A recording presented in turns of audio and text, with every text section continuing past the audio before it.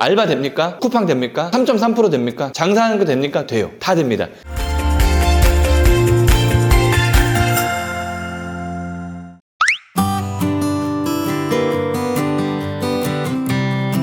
안녕하세요. 회생의 고수 김민성 변호사입니다. 내가 회생이 되냐 안 되냐 이거에 대해서 1분 체크리스트를 만들기가 사실 어렵지가 않습니다. 내가 회생이 안 되는 경우를 말씀드릴 거고 안 되는 경우를 빼놓고 사실 다 돼요. 회생이라는 게 가장 포괄적으로 유리하게 개인의 빚을 조정해주는 제도이기 때문에 개인의 빚을 조정해주는 제도 많이 있잖아요. 회생도 있고 파산도 있고 워크아웃도 있고 새출발도 있고 뭐가 많아. 근데 거기서 뭐 채권자도 가리지 않고 기간도 좀 짧고 여러 가지 좀 제약은 있겠지만은 회생이 좀 제일 나은 것 같아요. 그래서 여기저기 물어보면 뭐 된다는 데도 있고 안 된다는 데도 있고 이 사람 얘기 들어보면 얘 말이 맞는 거 같고 저 사람 얘기 들어보면 제 말이 맞는 거 같고 그런 분들을 위해서 되는지 안 되는지부터 간단하게 체크리스트를 만들어 드릴게요. 왜냐면 요즘에 이상한 데들이 많아가지고 안 되는데 일단 신청하라고 그러고 워크아웃으로 보내주고 막 이런 데들이 있거든요. 안 되면 신청하지 마세요. 뭐하러 신청을 해요.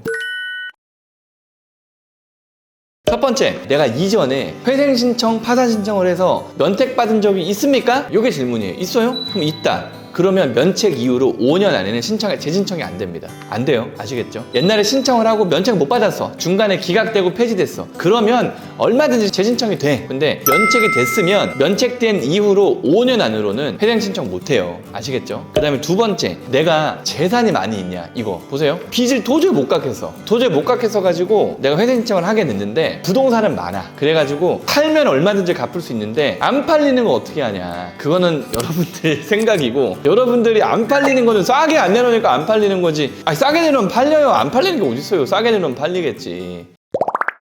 그렇기 때문에 내가 재산이 많으신 분들은 일단 회생하는데 불편함이 있습니다. 첫 번째, 내가 빚보다 재산이 많다. 그러면 회생 자체가 아예 안 되고요. 아예 안 되고. 그 다음에 내가 재산이 있기는 있는데 팔기가 좀 힘들다. 아니면 나중에 이게 현금화된다. 그럼 뭐 재산 처분에 의한 변제 이런 거 해도 돼. 근데 어쨌든 간에 재산이 많으신 분들은 회생하는데 최소한 재산 이상 갚아줘야 되기 때문에 재산은 지킬 수 있겠지만 그 이상 갚아줘야 되기 때문에 회생하기가 힘들어요. 아시겠죠? 그래서 가끔 전화 오시는 분들 중에 내가 5억짜리 집이 있는데 담보대출이 4억 정도 있고 빚이 한 5천 정도 있다. 그러면은 안 되는 거예요. 왜? 내가 이 집을 팔면 1억이 나오잖아. 근데 내가 빚이 5천밖에 없어. 그러면 팔아서 갚으면 되는 거지 회생할 건 아니란 말이에요. 깎아주지 않는단 말이에요. 어떤 말씀인지 아시겠죠? 그래가지고 재산이 많은 건 안 되고 재산은 뭐가 있느냐? 집, 땅, 차, 예금 적금, 보험, 주식, 코인, 보증금 뭐 이런 것들. 이런 것들이 많으신 분들, 빚보다 많으신 분들 회생 자체가 아예 안 되는 거예요. 아시겠죠?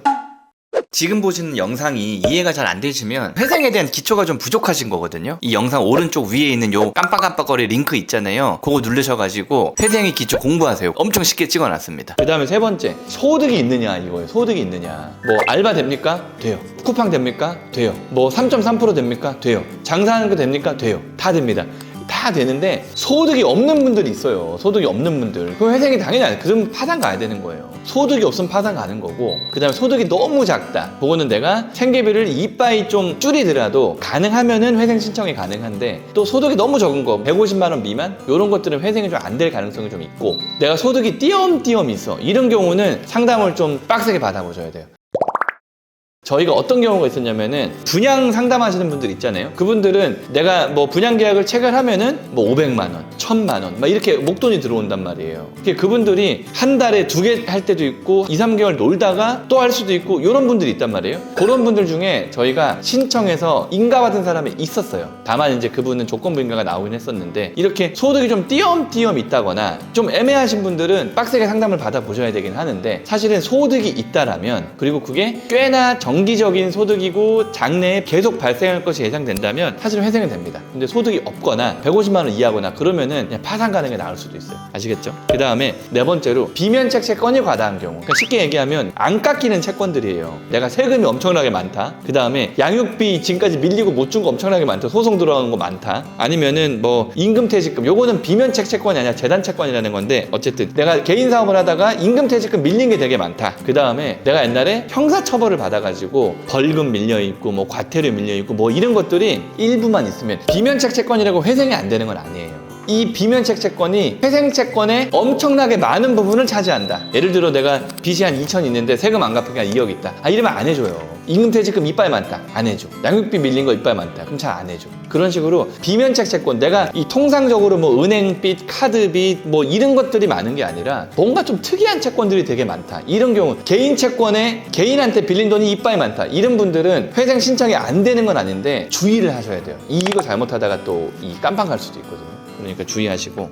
마지막 하나가 개인회생은 담보빚이 15억이 넘거나 아니면 무담보빚이 10억이 넘어가면 못하거든요. 근데 이런 경우는 사실 잘 없어. 어쨌든지 간에 내가 주택담보대출 뭐 이런 거 있잖아요. 그게 15억이 넘어가거나 무담보대출 뭐 어디 연대보증을 쓰고 뭐 어디 뭐 이런 것들 있잖아요. 10억이 넘어가면은 개인회생은 신청 자체가 안 됩니다. 그럼 뭐 해야 되느냐?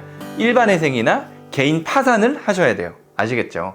빚이 너무 많으면 개인회생은 안 된다. 구독과 좋아요 눌러주세요. 그 다음에 이제 다른 질문들은 사실은 회생이 된다 안 된다의 질문하고는 좀 다른 거야. 그래서 내가 뭐 주식, 코인, 도박 이런 게 많다. 됩니다. 얼마나 많이 갚느냐의 문제인 거지. 다 돼요. 그 다음에 마누라한테 알려주면 안 된다. 뭐 엄마 아빠가 알면 안 된다. 확 답은 못 드리겠지만 그렇게 진행할 수 있어요. 많은 질문들이 있겠지만 제가 앞에 말씀드린 것들, 옛날에 회생파산 신청하고 면책받은 지 5년 안 됐거나 빚보다 재산이 더 많거나 소득이 아예 없거나 비면책 채권이 세금 4대 보험 이런 것들이 너무 많거나 그런 경우 빼놓고는 개인회생은 다 됩니다. 아시겠죠? 그 다음에 뭐 방금 말씀드린 뭐 주식, 도박, 코인이 많다. 뭐 집을 꼭 지켜야 된다. 누구 몰래 해야 된다. 내가 최근에 누구한테 뭐 돈을 갚았다. 뭐 아니면 내가 뭐 빌렸는데 뭐 안 갚았다. 내가 누굴 돈을 빌려줬다. 보이스피싱 당했다. 뭐 사기 당했다. 이런 많은 것들은 되는데 얼마를 갚느냐의 문제와 이제 연결되는 거지 안 되는 건 아니라는 거 요거 알고 계셔야 돼요. 그래서 개인회생을 신청해서 이 상담을 받을 때 내가 개인회생이 되느냐 안 되느냐 요거 관련해 가지고 여러분들이 1분 만에 판단할 수 있는 요 체크리스트들 제가 만들어 드릴 테니까 영상 보고 체크해 보시고 그 다음에 도움이 필요하시면은 제 영상 공부 꾸준히 하시고 그 다음 연락 주시면 됩니다. 아시겠죠?